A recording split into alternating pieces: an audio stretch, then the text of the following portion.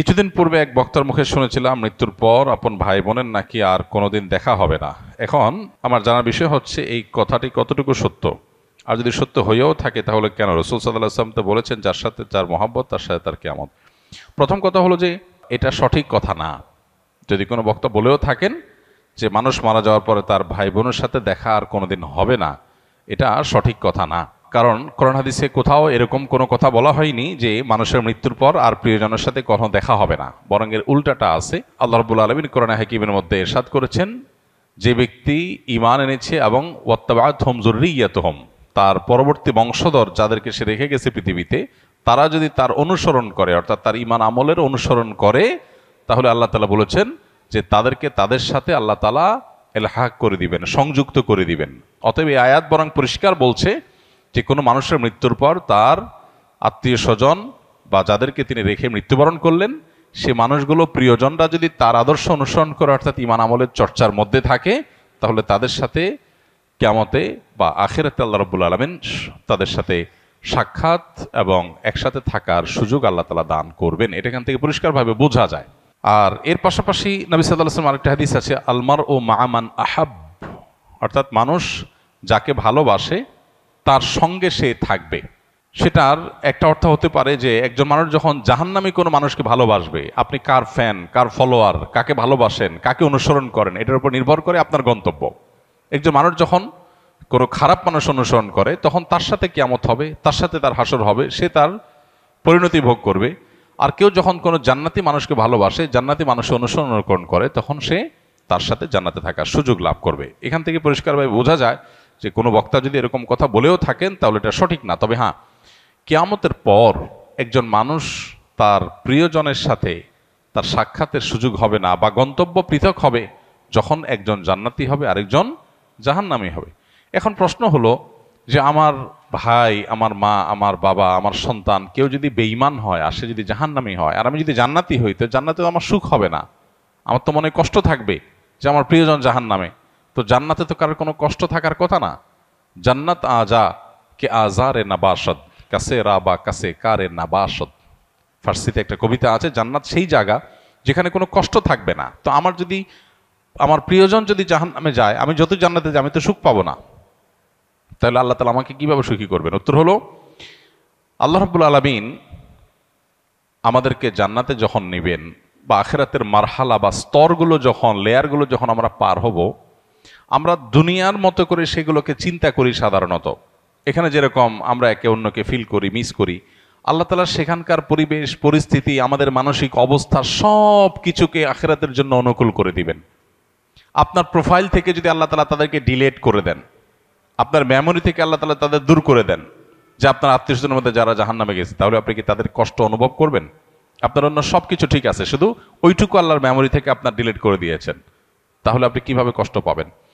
আজকাল অনেক কিছু বোঝা আমাদের জন্য সহজ হয়ে গেছে। দেখুন, যখন তথ্য প্রযুক্তি, জ্ঞান বিজ্ঞানের এই প্রসার ঘটে নাই, তখন কোরআন এবং হাদিসের এই আয়াতগুলো, এই নির্দেশগুলো, এগুলো বোঝাটা অনেক কঠিন ছিল। কিন্তু সাহাবা একরাম অকপটে বিশ্বাস করেছেন, তাদের বিবেক বুদ্ধিতে ধরুক বা না ধরুক। আজকে আমরা দেখতে পাচ্ছি দারুণ লজিক সেখানে আছে, যথেষ্ট যৌক্তিক গ্রাউন্ড আছে। আজকে 2025-এর পৃথিবীতে আল্লাহর দ্বীনের অনেক বিষয়, কোরআন এবং হাদিসের অনেক বিষয়, আখিরাতের অনেক বিষয় হয়তো আমরা বুঝে আসছে না। হয়তো সেটা 500 বছরের পরের পৃথিবীতে এমন সব আবিষ্কার মানুষ হাজির করবে যেগুলো আমাদেরকে সেসব বিষয়গুলো বুঝতে সাহায্য করবে। তো যে ব্যক্তি নিজের বিবেক বুদ্ধি এবং সমকালীন লজিকের ভিত্তিতে দ্বীনকে বুঝতে চায়, সে গোমরাহ হবে, এটা তার গোমরাহির আলামত। দ্বীনকে বোঝার জন্য কোনো লজিকের আশ্রয় নেওয়া, এটা কোনো বুদ্ধিমত্তার পরিচয় নয়। আমি আল্লাহর কাছে নিজেকে সারেন্ডার করব, কারণ আল্লাহ আমার সৃষ্টিকর্তা। আমি যদি আল্লাহর সব কথার লজিক ধরে ফেলতে পারি, তাহলে আল্লাহ কিসের আল্লাহ হলেন? নাউজুবিল্লাহ। আল্লামা ইকবাল বলেছিলেন, জু সমঝ মে আ গেই ও ফির খোদা কিউ কর হুয়া। যাকে আপনি বুঝে ফেলেছেন, রপ্ত করে ফেলেছেন, তার সমস্ত নির্দেশের যৌক্তিকতা, যথার্থতা, তার নিষিদ্ধের যৌক্তিকতা, যথার্থতা যদি আপনি ধরেই ফেলেন, তাহলে তিনি আর আল্লাহ হলেন কি? আল্লাহ তো তিনি যার সব আদেশের যৌক্তিকতা আপনার মাথায় ধরবে না। তিনি তো অসীম। আপনি যদি তার সব কিছুকে রপ্ত করে ফেলতে পারেন, তাহলে তিনি সীমিত হয়ে গেলেন। আপনার বুঝে আসছে না, এরকম অনেক বিষয় থাকবে, সেটা স্বাভাবিক। আপনি যার অধীনে চাকরি করেন, আপনার মালিক, কোনো অফিসে আপনি কাজ করেন, কোনো কোম্পানিতে কাজ করেন, আপনার মালিক আপনাকে অনেক কথা বলে যে কথার যৌক্তিক গ্রাউন্ড আপনি জানেন না। আপনাকে বলছে তুমি এই কাজটা করো, কেন করতে বলছে আপনি জানেন না। আপনার কাছে এর বাহ্যিক কোনো লজিক্যাল কারণ নাই, কিন্তু আপনি জানেন তিনি যেহেতু আমার মালিক, তিনি যেহেতু আমার চাইতে অনেক বেশি বোঝেন, অতএব নিশ্চয়ই তার কাছে কোনো গ্রাউন্ড আছে। বিধায় আমি তার অধীনস্থ হিসাবে শুধু দায়িত্ব পালন করি, হয়তো আমার বুঝে আসবে পরে।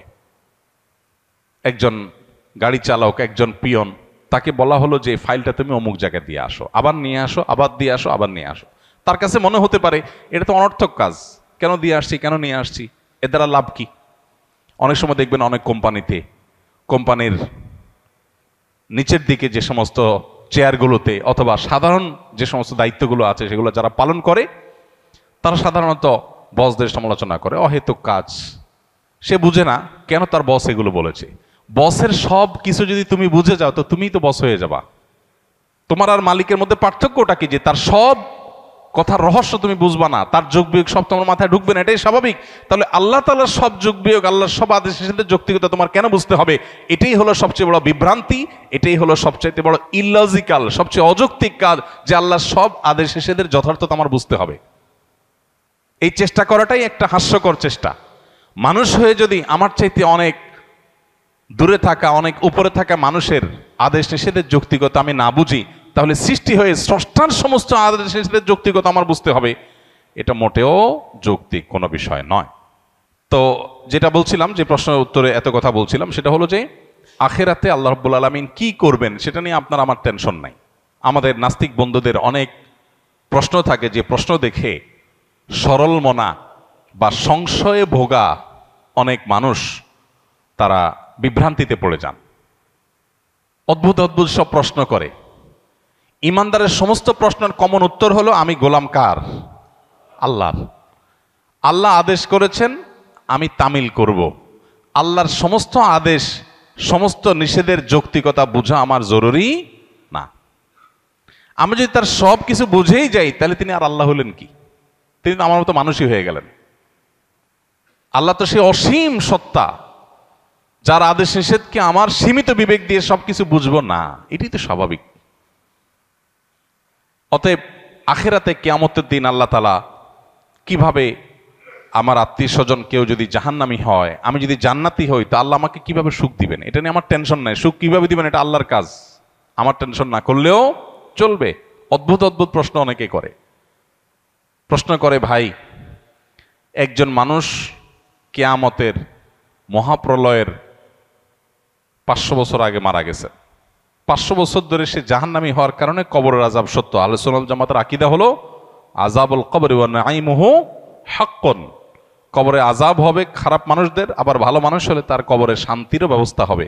তার লাশ মাটির সাথে মিশে পচে গলে যেতে পারে আপাত দৃষ্টিতে, কিন্তু ওই তার ধ্বংসাবশেষ, তার যে মূল উপাদান, সেটাকে আল্লাহ তাআলা শান্তি দিবেন।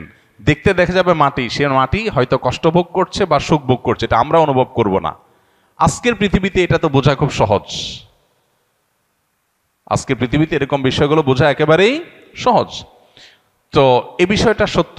এখন প্রশ্ন হলো, যে ব্যক্তি কিয়ামতের 500 বছর আগে মারা গেল, তাকে আল্লাহ তাআলা 500 বছর ধরে কবরের শাস্তি দিচ্ছেন।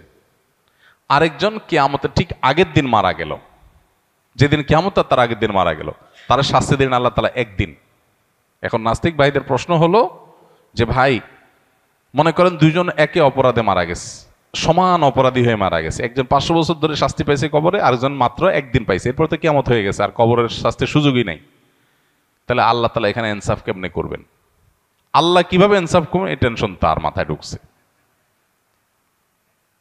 আল্লাহ রাব্বুল আলামিন ইনসাফ করবেন, দ্যাটস ইট। আল্লাহ কোরআনে পরিষ্কারভাবে ঘোষণা করে দিয়েছেন, ওমা রব্বুকা বিযাল্লামিল লিল আবিদ। আল্লাহ তার কোনো বান্দাদের প্রতি কোনো জুলুম করবেন না, আল্লাহ জুলুম করেন না। আল্লাহ বলেছেন হাদিসে কুদসিতে, ইন্নী হারামতু যুলমা আলা নাফসি, আমি নিজের প্রতি নিজে জুলুমকে হারাম করে দিয়েছি।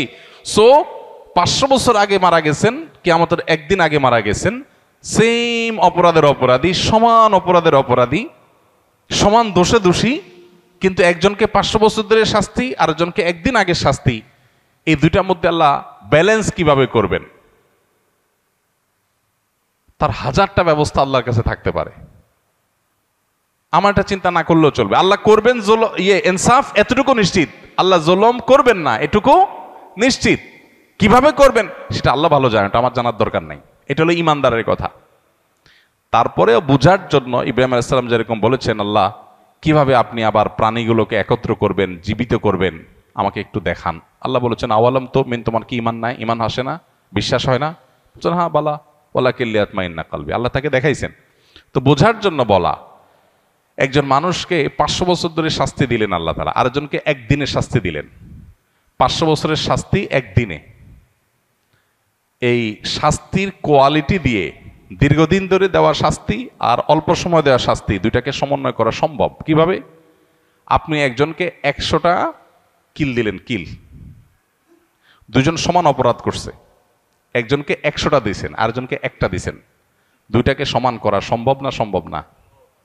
এখন কিল মাপা যায়। এখন মানুষ কতটা জোরে আঘাত করেছে এটাও মিটার দিয়ে কি করা যায়? মাপা যায়। আপনি একজনকে ছোট ছোট করে 100টা কিল দিলেন, যে পরিমাণ কষ্ট পাবে, আরেকজনকে একটা বড় করে একটা দিলেন, সমান করা সম্ভব কি সম্ভব না? হ্যাঁ, 1000 কিল আর একটা কিল সমান করা সম্ভব কি সম্ভব না? হাতুড়ি দিয়ে এমন ভাবে জোরে দিলেন যেটা একদম নাই হয়ে গেল দুনিয়ার থেকে। আরেকজনকে 10,000 কিল দিলেন। তো এই দুইটার মধ্যে যদি ব্যালেন্স করা সম্ভব হয়, তাহলে 500 বছর আগে মারা যাওয়া মানুষ আর কিয়ামতের একদিন আগে মারা যাওয়া মানুষের শাস্তির মধ্যে ব্যালেন্স করা কেন অসম্ভব হবে? মানুষ সবকিছু নিজের মতো করে ভাবে, এই জন্য সে ভুল করে। আমি মানুষ, আমার সীমিত শক্তি সামর্থ্য দিয়ে আমি ভাবি, আল্লাহ তাআলা অসীম, অতএব তার দ্বারা অসম্ভব বলতে কিছুই নাই। কিয়ামতের ময়দানের আল্লাহ রাব্বুল আলামিন জান্নাতে আত্মীয় স্বজনকে যেরকম মিলিত করাবেন, আবার জাহান্নামে আত্মীয় স্বজনের রাস্তা ভিন্ন হয়ে যাবে, কিন্তু ভিন্ন হওয়ার কারণে জান্নাতীর কোনো কষ্ট হবে না। সে ব্যবস্থা আল্লাহ করবেন। কিভাবে করবেন আল্লাহ জানেন, কিভাবে করবেন আল্লাহ জানেন। এক লোক প্রশ্ন করেছে, ভাই আমার তো বিড়ি খাওয়ার অভ্যাস আছে, আল্লাহ তো জান্নাতে যা চাইবেন তাই দিবে, তো আমি জান্নাতে বিড়ি খাওয়া ছাড়া তো আমার ভাল লাগবে না।